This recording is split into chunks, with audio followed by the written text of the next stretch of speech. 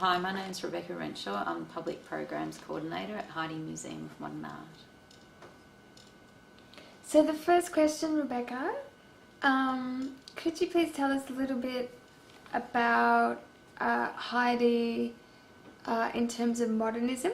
So Heide was a place that encapsulated the ideas of modernism, the romanticising of artists' genius, aesthetic ideals and the avant-garde, truth and authenticity and progress.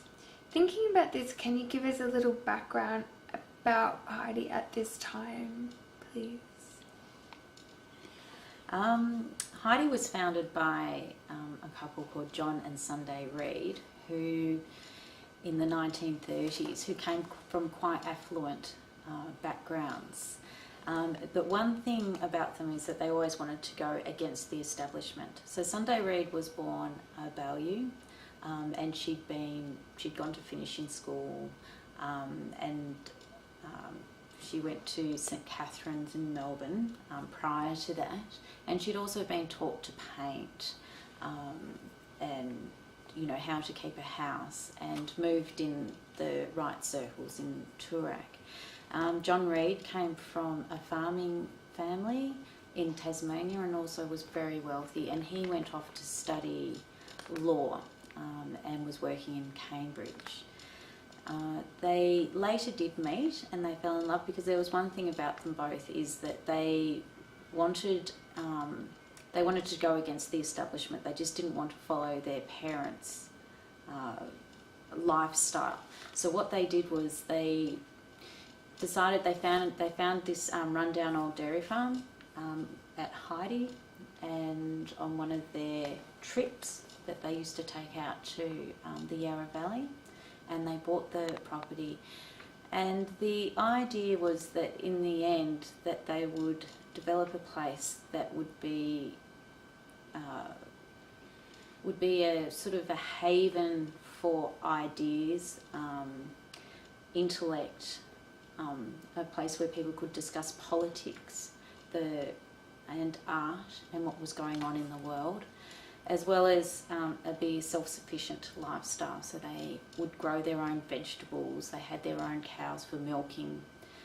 And then later on what happened was they didn't like to call themselves patrons of the arts, but because they both had quite a lot of money, they used to support artists that weren't going down the same road as the Australian Impressionists. They were the first modernist artists, and they weren't very popular with the George Bell School or what was happening at the National Gallery School.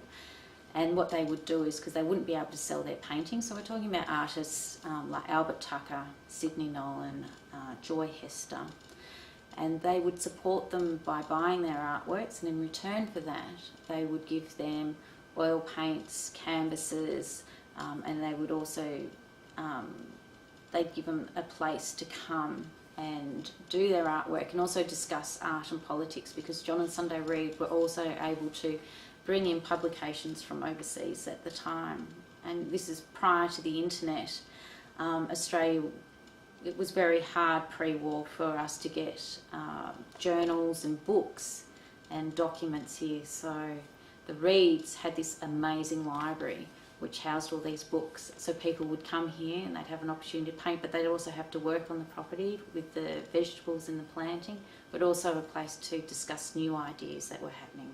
So for instance, maybe Cubism or Surrealism that was happening overseas.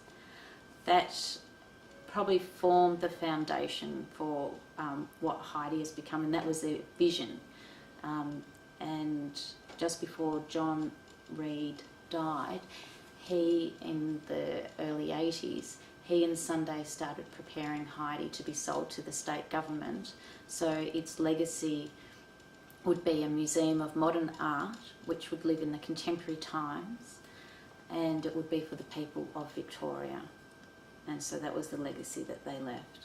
John and Sunday had been very educated in art, history and politics, as well as the cultural environment, and nurturing artists. When they first founded Heide in 1934, there was the first wave of modernism, which was artists, for instance, like Sam Attio, who were very Cubist inspired, but they had a profound effect on Australian modernism and us leaving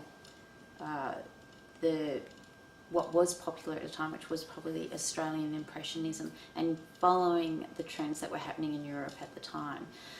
Europe, I suppose, was still recovering from World War One, so things in Europe were quite different to how things were perceived back here in Australia.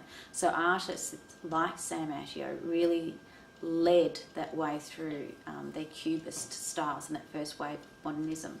The second wave of modernism that came through, which the Reeds nurtured, were artists that people probably quite are well known today. For instance, Sidney Nolan, who painted the Ned Kelly series, Albert Tucker, who's very well known for his images of modern evil, and his wife, Joy Hester, who did some beautiful pen and ink and washes, who at the time probably didn't get the recognition that she deserved, but now does due to the National Gallery of Australia and the National Gallery of Victoria, as well as Heide, holding major retrospectives of her work. These artists came by prior to World War II, but what really struck them that we have to remember at those times was that we had a lot of migrants coming in from Europe. So we had artists like Danila Vasiliev, who was a Russian emigre, Noel Counihan, Yossel Bergner, who with them had seen atrocities that had happened overseas and were fleeing. But with them they also brought a European style, German Expressionism, to name one of the styles that hadn't yet been seen. And these young artists, who were very young at the time, like Albert Tucker, Joy Hester and Sidney Nolan, looked at these artworks and were very much influenced with their styles and what they were seeing. The other thing, once World War II hit, so we start seeing the newsreels, and so for the first time ever we're actually seeing the atrocities that were happening overseas, and they were coming into people's living rooms. So all these things had such an effect on the artists that it changed their work. And it's often said that too, that it's sort of a post-World War II, when we had a lot of American soldiers also coming into the streets of Melbourne, things changed forever, and a lot of these artists documented these things. For instance, Albert Tucker documented a lot of these works in his photographs that he was taking at the time of what life was really like. And Melbourne and Australia was never the same. Mm.